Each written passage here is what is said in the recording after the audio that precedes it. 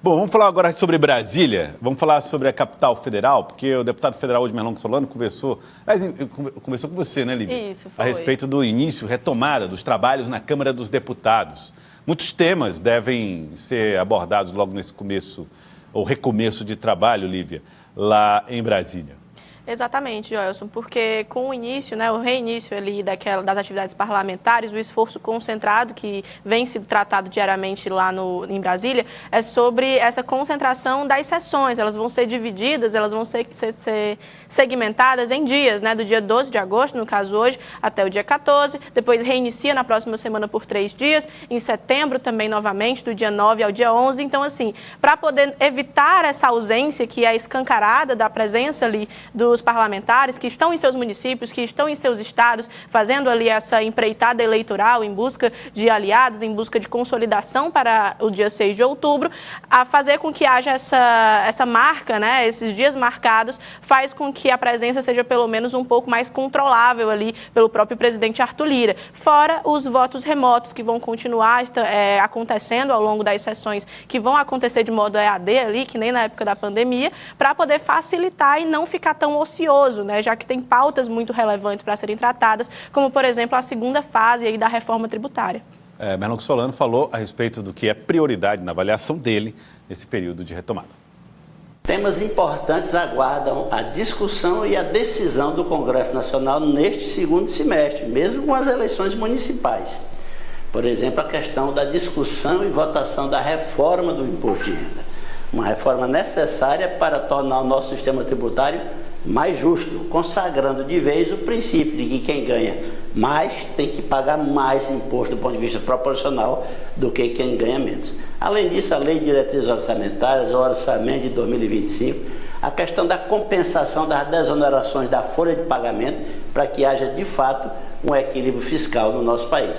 E, por último, a questão da PEC da segurança pública. Nosso presidente Lula está disposto a aumentar a participação do governo federal no combate ao crime organizado. E, com certeza, o Congresso Nacional não faltará ao presidente na hora de assumir a questão do enfrentamento do crime organizado no nosso país, como também uma responsabilidade maior do governo federal. Bom, Sávia, é óbvio que essa fala do Merlong bota ali o ponto de vista do governo sobre o que é mais importante do que... E aí tem a convocação, né? Joga a responsabilidade. Tenho certeza que não faltarão a presidente no enfrentamento dessas questões e tudo mais. Será que é possível? E aí tem dois aspectos. A relação com o Congresso e a agenda eleitoral.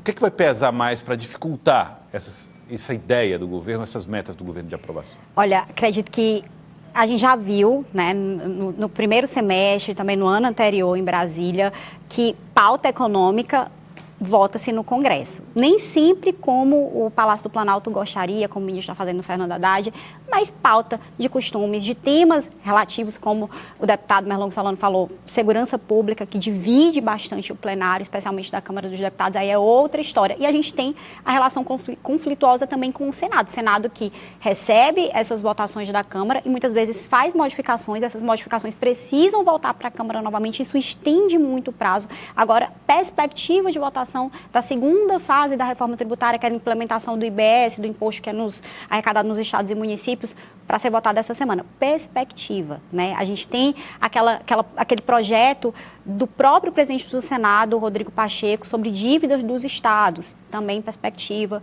de votação. Então, assim, tem que ser votado, nesses projetos mais polêmicos, tem que ser votado presencialmente, não se vota remoto, e se não for nessa janela, na semana que vem não tem, então vai ser na seguinte, a última de agosto, depois uma semana no meio de setembro e pronto, acabou. Então é por isso que eu acho muito difícil isso que o deputado falou de fato se concretizar. Agora as discussões vão acontecer, reuniões em comissões também acontecem, também de maneira remota. É verdade. Mas depois de outubro. Depois de outubro. São lideranças locais, né, Lívia? Estamos falando de deputados federais, atuação em Brasília, temas importantes da União, mas são lideranças que precisam cuidar também dos seus locais. São lideranças políticas que têm protagonismo nas eleições de 2024. Exatamente. Antes de deputados que votam, eles são deputados que precisam ser eleitos, né? Então, eles precisam ter as basezinhas bem organizadas, principalmente depois das confusões recentes ali que a base do governador teve, porque é aquela história, quanto mais gente, menos espaço, e quanto mais espaço, mais ciúme ali entre eles. Então, eles precisam sim ter essa presença física e espiritual, de tudo quanto é jeito, para poder fidelizar aquelas pessoas que os acompanham na eleição de 2026.